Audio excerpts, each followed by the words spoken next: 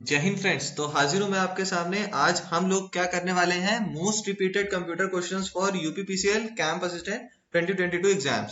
यानी कि अभी जिसका रजिस्ट्रेशन अभी मतलब जिसका फॉर्म फिलिंग अभी स्टार्ट हुई है और अभी फॉर्म फिलिंग अभी हम लोग है, तो जो अभी हम लोग का कैंप असिस्टेंट का यूपीपीसीएल का पेपर होने वाले हैं, उसके हम लोग उसके लिए बहुत ज्यादा जो इंपॉर्टेंट कंप्यूटर के जो मोस्ट रिपीटेड क्वेश्चंस हैं, ठीक है, यानी कि जो कई बार पूछे जा चुके हैं, कई बार रिपीट होते हैं क्वेश्चंस, ठीक है, तो वो जो मोस्ट रिपीटेड वाले क्वेश्चंस हैं आज हम उनको कवर अप करने वाले हैं।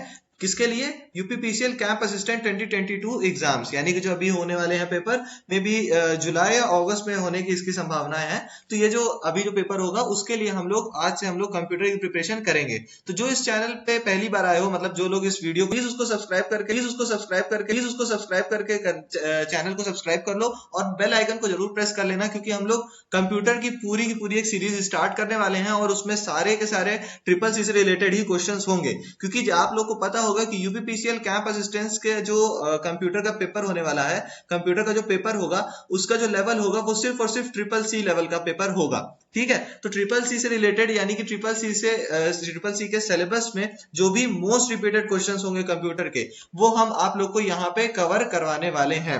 तो चलिए बिना टाइम गवाए हुए आज के मैं शिवांशर आपका आप जुड़े हैं मिशन विद आकाश के साथ। तो चलिए आज के वीडियो की तरफ हम लोग चलते हैं। सबसे पहले ये देखिए कि आज के क्वेश्चंस कहां से होंगे। आज का जो क्वेश्चन है, questions are from 20 March 2021 first shift UPPCL exam, यानी कि 20 मार्च 2021, यानी कि हम लोग ये बोल सकते हैं कि लास्ट ईयर, पिछले साल जो हमारा 20 मार्च को जो फर्स्ट शिफ्ट का यूपीपीसीएल एग्जाम हुआ था, उसका हम लोग जो कंप्यूटर क्वेश्चंस हैं जो उसमें मोस्ट रिपीटेड क्वेश्चंस थे, आज हम उनको कवर अप करेंगे।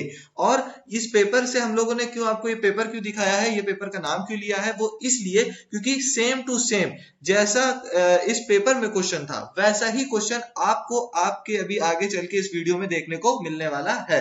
तो वीडियो को लास्ट तक जरूर से देखिएगा, ठीक है। तो चलते हैं आज के अपने फर्स्ट क्वेश्चन की तरफ। आज का जो हमारा फर्स्ट क्वेश्चन है वो हमसे कह रहा है कि with which of the following protocols only one mail box can be created on the server, यानी कि निम्नलिखित में से किस प्रोटोकॉल से सर्वर पर केवल एक मेल बॉक्स बना सकते हैं। देखो सबसे पहले तो प्रोटोकॉल, यहाँ पे एक हार्ड वर्ड हमें समझ में आ रहा है कि प्रोटोकॉल यार काफी हार्ड है। देखो प्रोटोकॉल का मतलब समझ लो आप लोग, ये प्रोटोकॉल का मतलब क्या होता है, रूल्स, ठीक है, रूल्स एंड रेगुलेशंस, ठीक। किसी भी चीज की जो भी रूल्स एंड रेगुलेशंस होती हैं उनको हम लोग प्रोटोकॉल्स बोलते हैं, ठीक है। जब मतलब ओवरऑल अगर हमें इसको एक वर्ड में बोलना होता है तो हम उसको क्या बोलते हैं, प्रोटोकॉल्स, ठीक है। नीचे दिए गए है कि नहीं, मतलब नीचे कौन से मतलब नीचे कौन से मतलब नीचे कौन से मतलब नीचे कौन से मतलब नीचे दिए गए जो प्रोटोकॉल्स हैं इनमें से कौन सा ऐसा प्रोटोकॉल है जिसकी मदद से हम सर्वर पर सिर्फ और सिर्फ ओनली वन मेल बॉक्स, यानी कि सर्वर पर केवल एक मेल बॉक्स बना सकते हैं, ठीक है। तो अगर हमें सिर्फ और सिर्फ एक मेल बॉक्स बनाना है अपने सर्वर पर, तो हम कौन से नीचे दिए गए प्रोटोकॉल्स में से किसी एक का यूज करेंगे, ठीक है। तो अपना फर्स्ट ऑप्शन कौन सा है, पीओपी, यानी कि प्लास्टर ऑफ पेरिस नहीं, पोस्ट ऑफिस प्रोटोकॉल, ठीक है। नेक्स्ट क्या है, एफटीपी। एफटीपी का फुल फॉर्म क्या होता है ये आप लोग कमेंट करके बताएंगे, बहुत सिंपल सा है, मैं अपने हर वीडियो में बोलता हूं कि यार फुल फॉर्म जरूर से प्रिपेयर कर लेना। नेक्स्ट है आईएमएपी, देखो इसका मैं बता रहा हूं आपको, इंटरनेट मैसेज एक्सेस प्रोटोकॉल, ठीक है। देखो फुल फॉर्म में देखो अगर, तो internet message access protocol IMAP, सबका फर्स्ट लेटर लिए हुए है। नेक्स्ट है डी, एसएमटीपी। एसएमटीपी यानी कि सिंपल मेल ट्रांसफर प्रोटोकॉल, ठीक है, एसएमटीपी। और देखो पीओपी में देखो तो पीओपी यानी कि पोस्ट ऑफिस प्रोटोकॉल। तो इसमें से कौन सा करेक्ट आंसर हो जाएगा, इसका आपका करेक्ट आंसर होगा पीओपी ही, यानी कि पोस्ट ऑफिस प्रोटोकॉल। स्टिल आप लोगों के लिए एक होमवर्क है, आप लोग एफटीपी का जो फुल फॉर्म है उसको आप लोग कमेंट सेक्शन पे जरूर से कमेंट करके बताना, क्वेश्चन नंबर लिखकर, ठीक है, कि question number first full form ये है, ठीक। चलो आगे बढ़ते हैं अपने सेकंड क्वेश्चन की तरफ। सेकंड क्वेश्चन हमसे क्या बोल रहा है, इफ द हार्ड डिस्क, देखो ये थोड़ा इंपॉर्टेंट क्वेश्चन है और काफी अच्छा क्वेश्चन है, ठीक है, ध्यान से समझना है इसको, ठीक है। If the hard disc has 4 recording surfaces, यानी कि क्या बोल रहा है कि अगर हार्ड डिस्क में 4 रिकॉर्डिंग सर्फेसेस होते हैं, ठीक, and each surface has 16 tracks, और हर एक सरफेस में, यानी कि इस 4 रिकॉर्डिंग सरफेस में से हर एक सरफेस में 16 ट्रैक्स हैं, और ये 16 ट्रैक्स किसमें डिवाइड होते हैं, 8 सेक्टर, यानी 8 सेक्टर्स में ये डिवाइड होते हैं आगे चल के। Then the number of cylinders in the hard disk is, और हमसे फिर ये बोल रहा है कि फिर जो हमारे नंबर ऑफ सिलेंडर में हार्ड डिस्क में कितने होंगे। अगर आपको इन सब चीजों का एक्सप्लेनेशन चाहिए तो मेरी वीडियो यानी कि मेरी एक प्लेलिस्ट बनी हुई है जिसमें हमने आपको बताया है स्टोरेज के बारे में। ठीक है, तो जो उस वीडियो में जो स्टोरेज से रिलेटेड जो वीडियो है, अगर आप लोगों ने नहीं देखा है तो उसको जाकर के जरूर से देख लेना। वहां पे आपको ये जो भी मैं बोल रहा हूँ अभी, आपके ट्रैक सेक्टर सिलेंडर, जो हमारी हार्ड डिस्क की रिकॉर्डिंग सरफेस है, इससे रिलेटेड पूरी की पूरी नॉलेज आपको वहां पर मिल जाएगी। तो उसको जाकर के जरूर से देख लेना अगर नहीं देखा है तो। अगर देखा है तो ऑब्वियसली आप लोग को ये समझ में आ रहा होगा। ठीक, तो हमसे ये ओवरऑल ये पूछ रहा है कि हमारे जो हार्ड डिस्क है उसमें टोटल कितने सिलेंडर्स होते हैं। अगर इसको हिंदी में पढ़ लें एक बार तो, यदि हार्ड डिस्क में 4 रिकॉर्डिंग सतह है और हर सतह में 16 ट्रैक है जो 8 सेक्टर में विभाजित है, तो हार्ड डिस्क में सिलेंडर की संख्या कितनी होगी। ठीक है, तो हार्ड डिस्क में टोटल सिलेंडर की संख्या कितनी हो जाएगी हमारे पास। ठीक है, option A 8, option B 16, option C 4 या फिर ऑप्शन डी 32। ठीक है, तो इसका करेक्ट आंसर क्या हो जाएगा, इसका करेक्ट आंसर होगा आपका ऑप्शन बी यानी कि 16। टोटल हमारे पास कितने सिलेंडर्स हो जाएंगे, 16 सिलेंडर्स। ठीक है, चलो आगे बढ़ते हैं अपने थर्ड क्वेश्चन की तरफ। थर्ड क्वेश्चन हमसे क्या बोल रहा है, open office Impress is an example of which of the following. यानी कि ओपन ऑफिस इंप्रेस जो होता है वो निम्नलिखित में से किसका उदाहरण है। ओपन ऑफिस इंप्रेस हमारा नीचे दिए गए ऑप्शंस में से किस चीज का एग्जांपल होता है, ओपन ऑफिस इंप्रेस। ठीक है, option A adware, option B presentation software, option C database या फिर ऑप्शन डी स्प्रेडशीट। ठीक है, स्प्रेडशीट, डाटाबेस, प्रेजेंटेशन सॉफ्टवेयर या फिर एडवेयर। करेक्ट आंसर इसका क्या होगा, इसका करेक्ट आंसर होगा आपका ऑप्शन बी यानी कि प्रेजेंटेशन सॉफ्टवेयर। प्रेजेंटेशन सॉफ्टवेयर यानी कि ओपन ऑफिस इंप्रेस किसका एग्जांपल है, प्रेजेंटेशन सॉफ्टवेयर। और एक प्रेजेंटेशन सॉफ्टवेयर का एग्जांपल अगर हम ले लें तो पीपीटी यानी कि पावर पॉइंट जो होता है हमारा, तो वो भी एक क्या है, प्रेजेंटेशन सॉफ्टवेयर है। ठीक है, चलो आगे बढ़ते हैं अपने फोर्थ क्वेश्चन की तरफ। फोर्थ क्वेश्चन हमसे क्या बोल रहा है, telephone line is used in which of the following to make modem to modem connection for internet access. ध्यान से समझिएगा इस क्वेश्चन को, छोटे क्वेश्चन में बहुत अच्छी चीज पूछा है कि इंटरनेट के उपयोग हेतु, इंटरनेट के यूज करने के लिए, मॉडर्न से मॉडर्न कनेक्शन बनाने के लिए, अब इंटरनेट का यूज करना है तो उसमें मॉडर्न टू मॉडर्न कनेक्शन होना चाहिए, तो उसको बनाने के लिए निम्नलिखित में से किसमें टेलीफोन लाइन का उपयोग किया जाता है। तो नीचे दिए गए ऑप्शंस में से, ये जो आपके पास जो 4 ऑप्शन है, इन ऑप्शंस में से कौन सा ऐसा ऑप्शन है जिसमें टेलीफोन लाइन बनाई जाती है। ठीक है, कौन सा ऐसा ऑप्शन है जिसमें टेलीफोन लाइन बनाई जाती है। So option A dial up, option B ISDN, option C cable network या फिर ऑप्शन डी इथरनेट। ठीक है, क्या हो जाएगा अपना करेक्ट आंसर, अपना करेक्ट आंसर होगा आपका ऑप्शन ए यानी कि dial up. Dial up connection में हम लोग क्या करते हैं, देखो डायल अप से इस तरह भी समझा जा सकता है कि जो टेलीफोन लाइन होती है, टेलीफोन हम लोग करते हैं ना, तो वो डायल करके ही करते हैं। तो इस तरीके से आप थोड़ा सा अगर ट्रिक लेना चाहो तो आप लर्न कर सकते हो अगर आपको समझ में आता है तो, वरना फिर आप इसको याद ही कर लो तो ज्यादा ठीक है। कि ऐसा कौन सी टेलीफोन लाइन कनेक्शन है जिसमें मॉडर्न टू मॉडर्न कनेक्शन के लिए और इंटरनेट एक्सेस के लिए हम टेलीफोन लाइन को आपस में कनेक्ट करते हैं, तो वो कौन सा है, डायल अप है। ठीक है, चलो आगे बढ़ते हैं अपने फिफ्थ क्वेश्चन की तरफ। ओहो, फिफ्थ क्वेश्चन तो काफी बड़ा है, देखो ध्यान से समझेंगे अपना fifth question. Statements are true और फॉल्स। हमसे ये कह रहा है कि नीचे दिए गए ऑप्शंस में से कौन सा, जो मतलब जो हमारे पास दो स्टेटमेंट दिख रहा होगा आपको, एक ये स्टेटमेंट है, एक ये स्टेटमेंट है इंग्लिश में, एक ये स्टेटमेंट है और ये भाई मतलब दोनों सेम है ऑप्शन, मतलब एक इंग्लिश में है एक हिंदी में। ठीक है, तो नीचे दिए गए जो हमारे स्टेटमेंट्स हैं तो वो कौन सा ट्रू है और कौन सा फॉल्स है हमको ये बताना है। तो फर्स्ट स्टेटमेंट क्या है, the term software refers to the set of a computer program functions and related documents. ठीक है, यानी हमसे ये कह रहा है कि हमारे पास जो सॉफ्टवेयर जो एक टर्म है हमारे पास, वो क्या रिफर करता है, एक set of computer program functions का और उसी से रिलेटेड डॉक्यूमेंट्स का। ऑप्शन बी क्या कह रहा है कि both software and hardware are necessary for the computer to work. और हमसे ये कह रहा है, वो सेकंड ऑप्शन ये कह रहा है कि जो नीचे दिए गए ऑप्शंस हैं, मतलब जो हमारे सॉफ्टवेयर और हार्डवेयर हैं, ये दोनों जरूरी है हमारे कंप्यूटर के वर्क करने के लिए। ठीक है, चलो ये तो इंग्लिश में पढ़ लिया मैंने, एक बार हिंदी में आप लोग के लिए पढ़ दे रहा हूं। सॉफ्टवेयर शब्द का अर्थ कंप्यूटर प्रोग्राम फंक्शन और संबंधित डॉक्यूमेंट के सेट से है, सॉफ्टवेयर का मतलब। ठीक है, उसके बाद नेक्स्ट है सेकंड पॉइंट हमारा हिंदी में क्या बोल रहा है, कार्य करने के लिए कंप्यूटर में सॉफ्टवेयर और हार्डवेयर दोनों का होना आवश्यक है। यानी कि हमसे ये बोल रहा है कि कंप्यूटर में वर्क करने के लिए कंप्यूटर का हार्डवेयर और सॉफ्टवेयर दोनों ही होना आवश्यक है। ठीक है, तो करेक्ट आंसर इसका क्या हो जाएगा, यानी कि इसका करेक्ट ऑप्शन क्या होगा।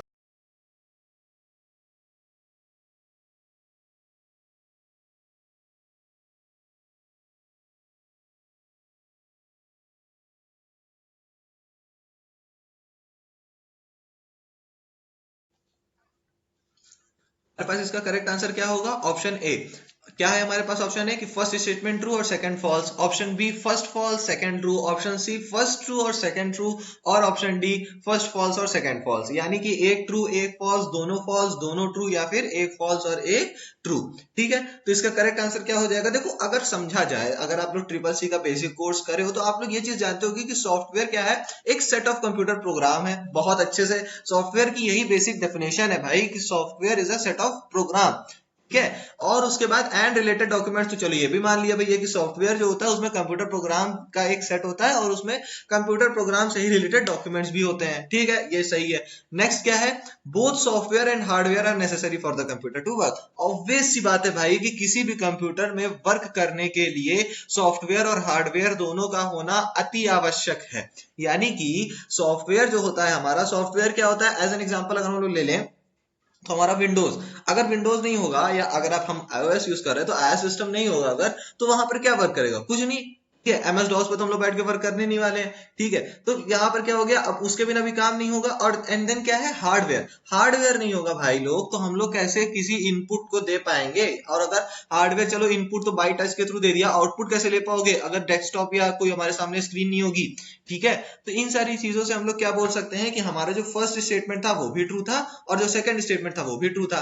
दैट मींस कि अपना जो करेक्ट ऑप्शन होगा वो होगा ऑप्शन सी। अरे सॉरी, ए लिख गया। ऑप्शन सी हमारा एकदम सही होगा। वो क्या है? फर्स्ट ट्रू और सेकंड भी ट्रू। ठीक है, चलो आगे बढ़ते हैं अपने सिक्स्थ क्वेश्चन की तरफ। सिक्स्थ क्वेश्चन क्या बोल रहा है हमसे? पीडीएफ डॉक्यूमेंट और Microsoft Excel sheet is inserted in Microsoft Word as. यानी कि पीडीएफ दस्तावेज या माइक्रोसॉफ्ट एक्सेल शीट को माइक्रोसॉफ्ट वर्ड में डैश के रूप में डाला जाता है। यानी कि हमसे ये बोल रहा है कि जो हमारी पीडीएफ डॉक्यूमेंट होती है, ठीक है, पीडीएफ जो हम लोग फोन्स वगैरह में यूज करते हैं, अगर हम उसको ले लें तो वो भी, प्लस जो माइक्रोसॉफ्ट एक्सेल की शीट होती है हमारी, जो माइक्रोसॉफ्ट एक्सेल तो आप लोग जानते हो जिसको हम लोग एमएस एक्सेल बोलते हैं, तो जो एमएस एक्सेल की शीट होती है, हमसे ये बोल रहा है कि भाई जो एमएस एक्सेल की शीट है उसको हम लोग एमएस वर्ड में, ठीक है, किसमें? एमएस वर्ड में हम लोग किस फॉर्म में डालते हैं, यानी किस फॉर्म में हम पीडीएफ डॉक्यूमेंट हो गया या फिर माइक्रोसॉफ्ट एक्सेल की जो शीट हो गई, इन दोनों में से किसी को भी हम लोग किस फॉर्म में माइक्रोसॉफ्ट वर्ड में हम लोग इंसर्ट करवाते हैं। सो ऑप्शन ए क्या है? Text box, option B object, option C chart, या फिर ऑप्शन डी स्मार्ट आर्ट।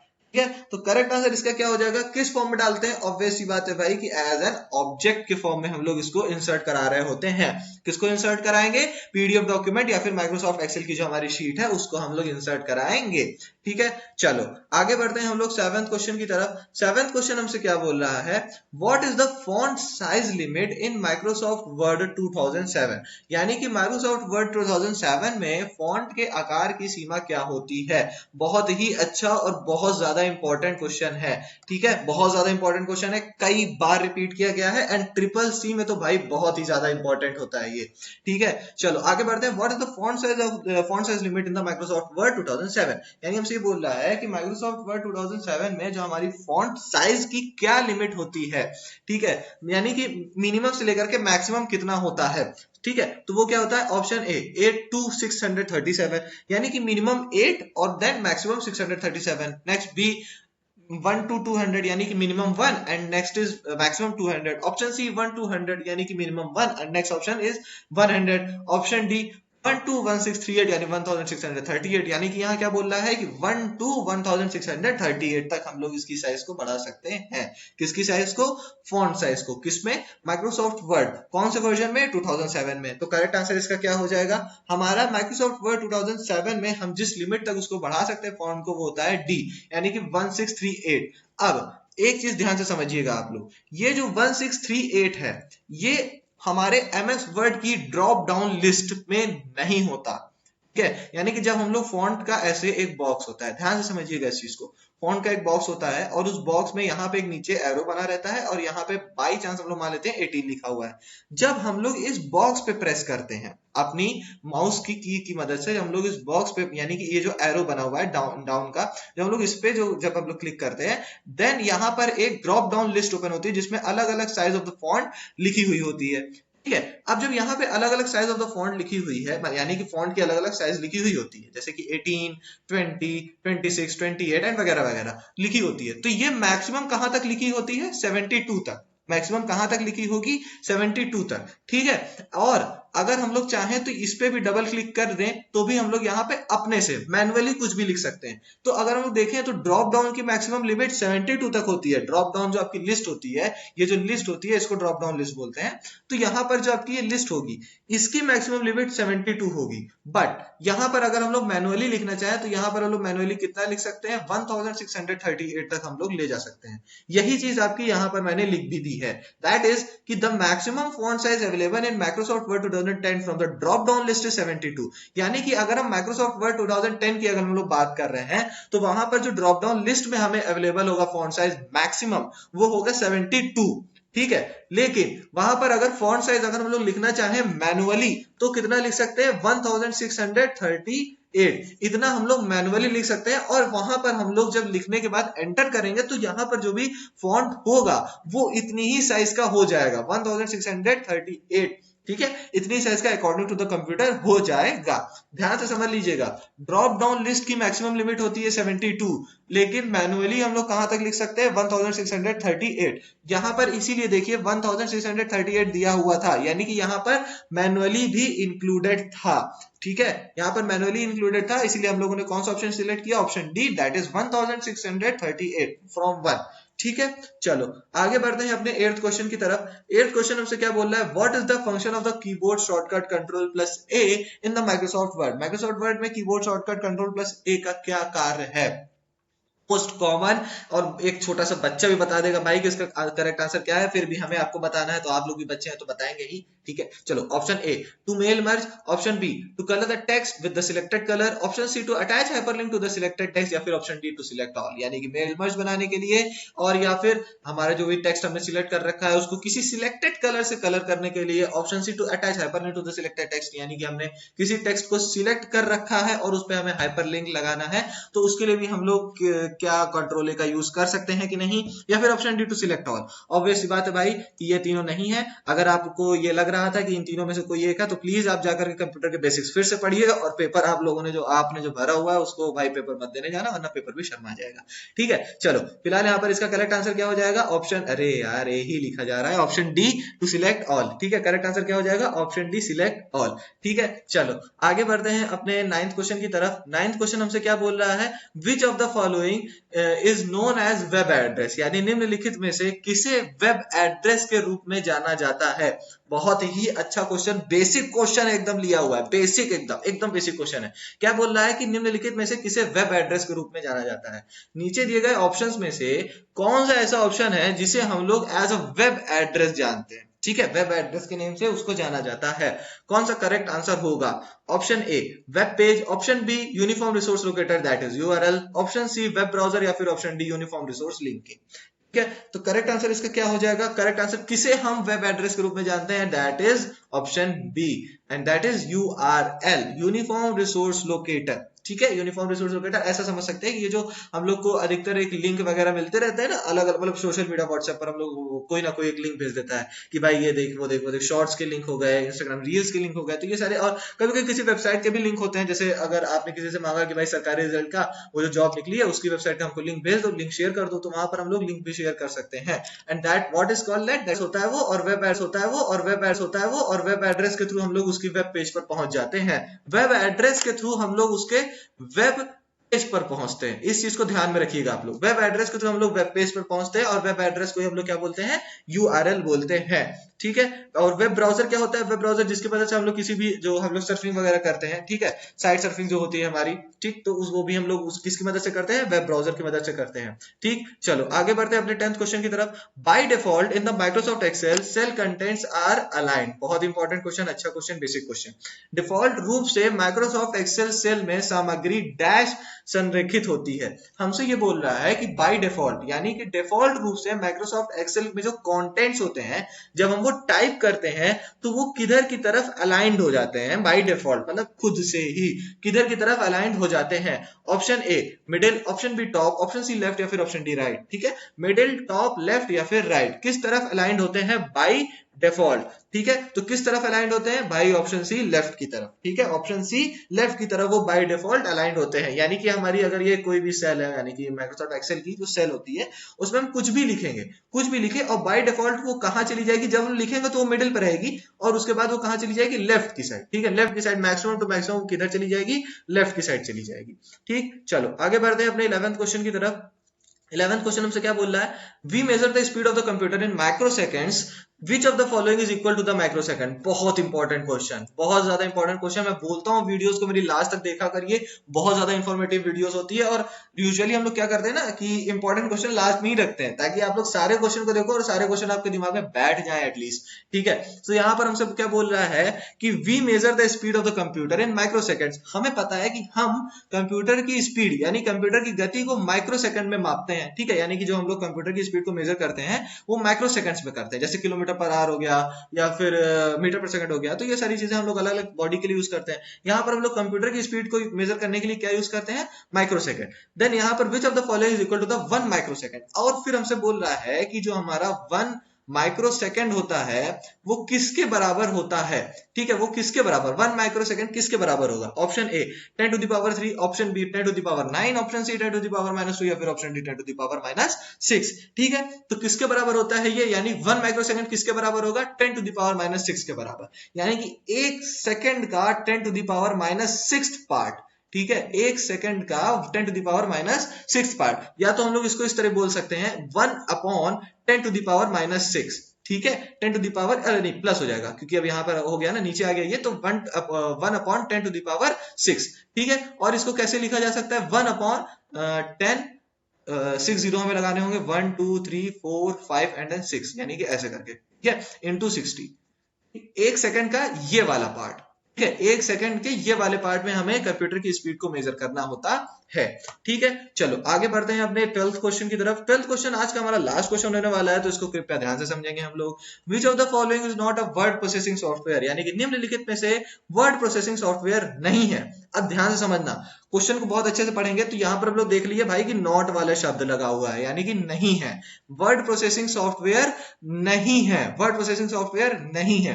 ठीक है, तो कौन सा है नीचे दिए गए ऑप्शंस में से जो कि एक वर्ड प्रोसेसिंग सॉफ्टवेयर नहीं है? Option A notepad, option B MS Excel, option C word pad या फिर ऑप्शन डी एमएस वर्ड। देखो पैड वाले और वर्ड वाले जितने होते हैं वो ज्यादातर हमारे वर्ड प्रोसेसिंग सॉफ्टवेयर ही होते हैं। सो फर्स्ट क्या है?